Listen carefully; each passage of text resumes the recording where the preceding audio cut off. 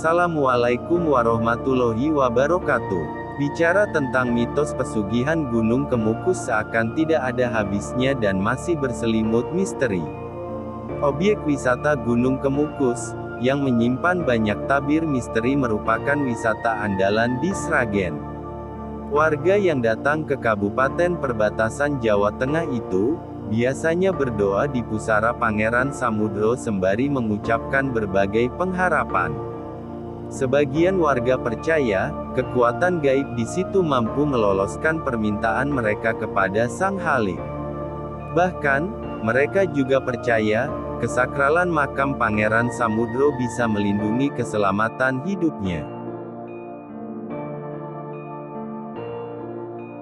Lantas, siapakah Pangeran Samudro yang dimakamkan di Gunung Kemukus dan disembah layaknya Tuhan tersebut?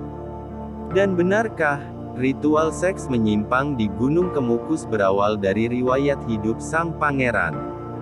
Menurut berbagai sumber yang didapatkan merdeka.com, Pangeran Samudro merupakan putra Prabu Brawijaya, Raja Mahapahit paling bontot.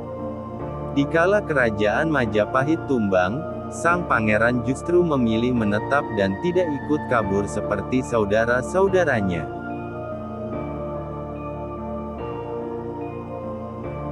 Pangeran Samudro, saat berusia 18 tahun ikut bersama ibunya ke Demak Bintoro. Oleh Sultan Demak, dia diizinkan tinggal di Demak dan belajar ilmu agama kepada Sunan Kalijogo. Ketika beranjak dewasa, atas petunjuk Sultan Demak melalui Sunan Kalijogo, Pangeran Samudro lalu diminta menimba ilmu Islam kepada Kiai Ageng Gugur di lereng Gunung Lawu. Sambil menimba ilmu, sang pangeran juga ditugasi menyatukan saudaranya yang tercerai-berai. Selama berguru ilmu agama, dia dibekali ajaran Islam. Selama itu, pangeran tidak mengetahui bahwa Kiai Ageng tak lain kakaknya sendiri.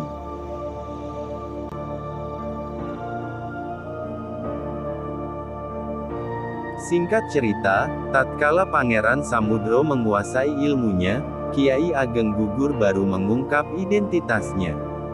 Pangeran yang terkejut lalu menceritakan tujuannya menyatukan saudaranya dan membangun kerajaan Demak.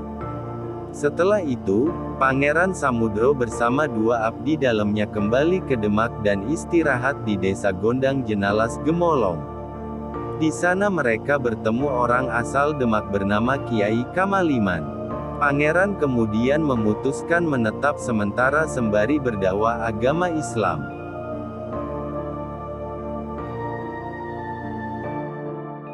Berdasarkan cerita yang berkembang, ada yang menyebutkan kedatangan Pangeran Samudro di tanah Gemolong karena diusir ayahnya.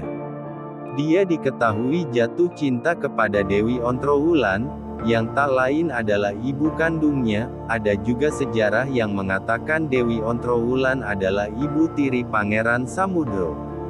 Sesampainya di Gemolong, tepatnya dekat lereng Gunung Kemukus, kekasihnya sekaligus ibu kandung pangeran, Dewi Ontrowulan menyusul anaknya ke Gunung Kemukus.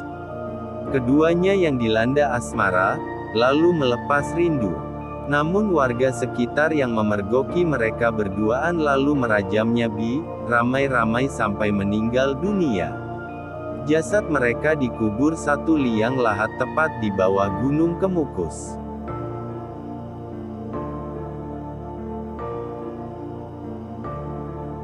Sebelum meninggal, pangeran berpesan kepada siapa saja yang mau melanjutkan hubungan suami istri terlarang yang tidak sempat terlaksana itu akan terkabul semua permintaannya. Sejak itu, para peziarah yang datang berdoa di makamnya percaya bila semua doanya dikabulkan bila berhubungan seks di sana. Kini, hubungan seks bebas di Gunung Kemukus telah menjadi ritual bagi ribuan peziarah pada hari-hari yang dianggap keramat. Dan itulah mitos tentang Gunung Kemukus yang sampai sekarang masih dipercaya.